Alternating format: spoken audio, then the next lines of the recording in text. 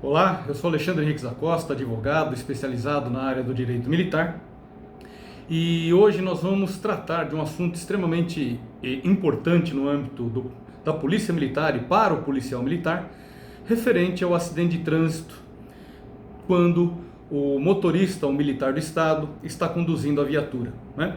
E em tese ele é o responsável pelo acidente. Então é isso que nós vamos tratar sobre essa questão relevante que atinge muitos policiais militares que exercem atividade operacional. Bem, a primeira coisa que nós temos que mencionar é que um acidente de trânsito que envolve um policial militar durante o serviço, ele está inserido possivelmente em 3 esferas de atribuição.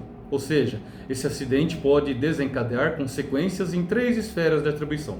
Na esfera civil, porque ele vai ter que reparar o dano, possivelmente, ou não, de acordo com o que nós vamos ver daqui a pouco.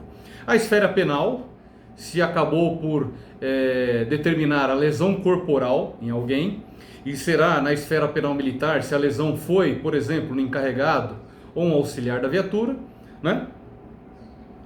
E efetivamente na esfera administrativa, tanto na seara de ordem pública, pelo Código de Trânsito Brasileiro, quanto na seara disciplinar. Por que eu digo na seara da ordem pública? Porque ele pode sofrer até mesmo uma autuação por infração de trânsito, dependendo do que ele praticou.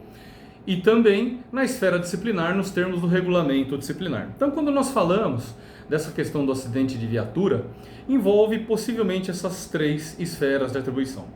Só que quando nós trabalhamos com a legislação que trata desse assunto, e principalmente no interesse da realização da defesa do policial militar, nós temos que entender que a legislação ela abarca conjuntamente essas 3 esferas de atribuição, né? Primeiramente, nós temos que falar do parágrafo 6º do artigo 37 da Constituição Federal, que trata da responsabilidade objetiva do Estado no tocante à reparação do dano civil.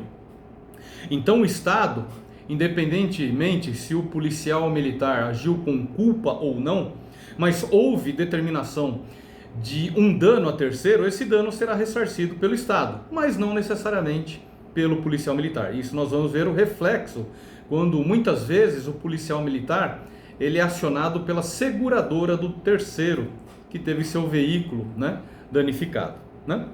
O que é interessante nós mencionarmos que durante o serviço o policial militar tem que observar algumas regras do Código de Trânsito para que ele tenha a validade jurídica quanto à inserção da sua conduta, né, na prioridade de livre circulação de trânsito e a prioridade, né, nesse atendimento de ocorrência que ele está. O artigo 29, inciso 7º do CTB é que vai trazer essa justificativa, logicamente com demais normas que nós vamos ver, para o policial militar já poder se defender. Primeiramente, né, quais são os requisitos legais do Código de Trânsito, previstos aí no artigo 29, inciso 7º, para que o militar ele possa, né, estar sob a égide dessa legislação que vai justificar a sua conduta, não tendo reflexos, inclusive nas esferas de atribuição. Então vamos lá. A primeira regra, que está na linha A desse inciso 7º do artigo 29 que eu mencionei, é que ele esteja com os sinais sonoros e luminosos acionados. Ou seja, o policial militar que está numa situação de prioridade de atendimento de ocorrência, né, ele obrigatoriamente tem que estar com sinais luminosos e sonoros acionados. A justiça, ela, quando efetivamente ocorre um acidente de trânsito e em tese é culpa do militar do Estado, ela não vai reconhecer essa situação se ele não estiver com sinais luminosos e sonoros acionados, né? Outra questão que é importante é que ele esteja efetivamente no serviço de urgência, né? Então ele vai atender uma ocorrência em que se deu uma prioridade pelo Copom, né? Uma vítima que está sendo roubada ou está sendo objeto de uma tentativa de homicídio, está num resgate de uma pessoa que sofreu um acidente grave e tudo mais, então é efetiva urgência, né?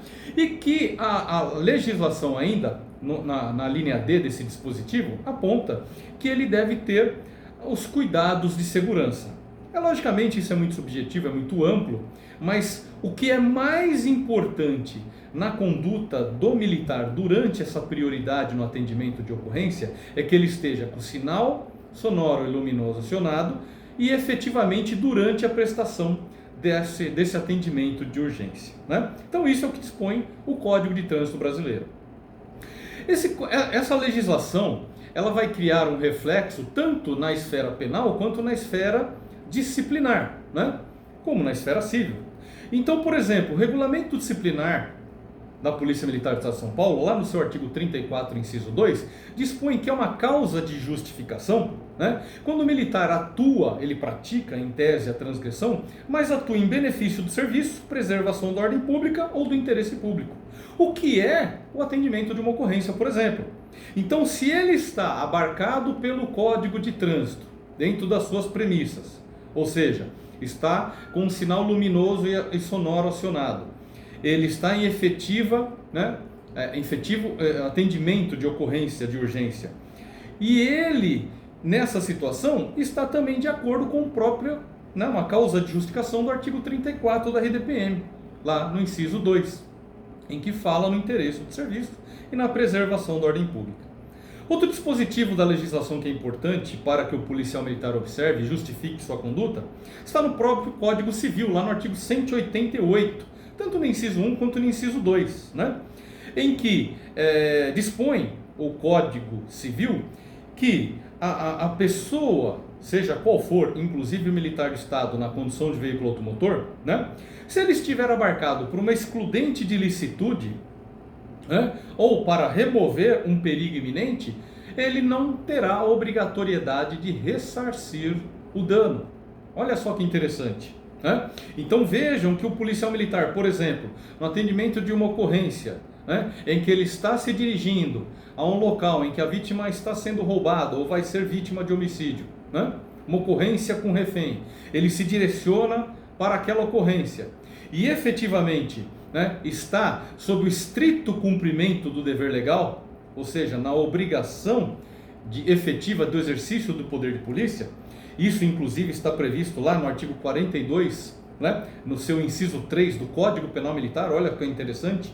Então o Código Penal Militar ele também prevê essa hipótese, em que o policial militar, estando no estrito cumprimento do dever legal, ele tem justificado a sua conduta, tanto na esfera penal quanto na esfera civil, reflexamente. Logicamente, nós temos que entender que essa compatibilidade da legislação também exige a observância de normas internas da Polícia Militar ou outras normas legais que estejam relacionadas ao fato. Vamos dar um exemplo? Uma situação em que um indivíduo está em situação flagrancial, ele acabou de cometer o roubo, está com refém e está em fuga. A viatura está em acompanhamento e cerco, que é assim denominado na Polícia Militar, mas no Código de Processo Penal, nos termos do artigo 301 e 302, inciso 3 do Código de Processo Penal, como mencionamos, ele está em situação de perseguição, ou seja, uma viatura policial, diante de uma situação flagrancial, está buscando prender o indivíduo que está cometendo um crime, por exemplo, de roubo, e na sua situação com retenção de vítima, o que acontece? Ele está numa prioridade efetiva de circulação para prender aquele indivíduo que está em fuga no trânsito. Obrigatoriamente ele vai acionar o sinal luminoso e sonoro da viatura, é obrigatório pelo Código de Trânsito, e se houver um acidente, ele estará totalmente abarcado pela legislação, até porque nos próprios termos da RDPM, ele está agindo no interesse público. Por exemplo, se ele está numa situação ele requisitou um bem particular, por exemplo, ele está no policiamento a pé, uma pessoa sofre um acidente grave, ele requisita um veículo, isso chama-se requisição administrativa, nos termos do artigo 5º, inciso 25 da Constituição Federal, ele vai e toma aquele veículo particular para prestar o socorro. E aí vem, durante a condução, a sofrer um acidente. Ele também terá justificado a sua conduta, desde que observados os critérios do próprio Código de Trânsito. Agora, se o militar ele não observa esses dispositivos, ou ele efetivamente age com culpa porque não está em uma situação de atendimento de ocorrência efetiva durante a condução da viatura policial, algumas circunstâncias devem ser observadas.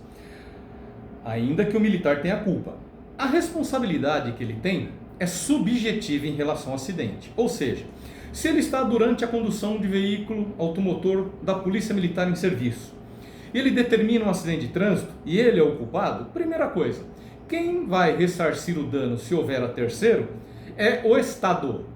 Por quê? Porque o Estado está sendo representado pelo policial e a responsabilidade do Estado é objetiva. Então quem deve ressarcir o terceiro é o Estado. E posteriormente o Estado vai fazer a ação regressiva contra o policial militar. Mas no primeiro momento é o Estado que deve ressarcir o terceiro. Isso é muito comum quando num acidente de trânsito que determina um dano a terceiro, o policial militar é acionado pelo próprio terceiro por meio da sua seguradora, né? O policial militar, em sua defesa, vai alegar uma ilegitimidade de parte. E por quê? Porque, na verdade, quem é legítimo para responder passivamente na ação vai ser o Estado. Outra coisa que é interessante é que quando há um dano na viatura, e esse dano somado aos demais custos de manutenção que já existiram na viatura, e isso excede ao valor de 60%, o que é o normal? Descarga da viatura, né? Vão fazer o valor da sucata e cobrar o valor total do policial militar. Ou seja, vamos dar um exemplo, a viatura custa 60 mil reais. O acidente determinou 10 mil reais em valor de dano. Só que os custos de manutenção já foram, né, exacerbados em relação à conjugação desse valor do dano em mais de 60%. O que eles fazem? Eles carregam a viatura e cobram o valor total, né, do militar do Estado. Isso é indevido. Já houve inclusive uma ação que eu participei, né, e um policial militar em que isso foi cobrado dele.